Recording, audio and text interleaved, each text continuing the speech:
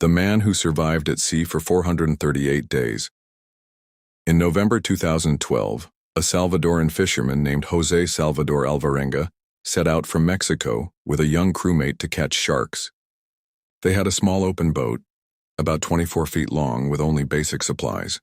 What was supposed to be a 2-day trip turned into one of the most insane survival stories in history. On their second day, a powerful storm blew them far off course. The motor broke, their radio failed, and they lost all sense of direction. With no way to call for help, they drifted into the endless Pacific Ocean. At first, they survived on the fish they caught, birds that landed on the boat, and even turtles they managed to capture. They drank rainwater when storms came, and when desperate, they drank turtle blood or their own urine. After a few weeks, Alvarenga's crewmate gave up. He refused to eat raw food, grew weaker, and eventually died of starvation. Alvarenga had no choice but to throw his friend's body into the sea. He was now completely alone. Days turned into weeks, weeks into months.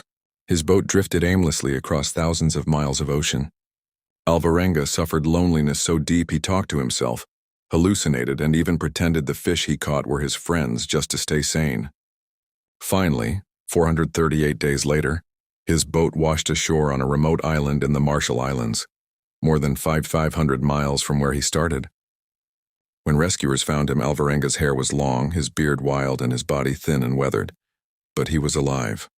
He had survived the longest recorded time anyone has ever lived adrift at sea. Even crazier, doctors said he had no major health problems besides dehydration and exhaustion. He just walked out of the hospital after a short recovery.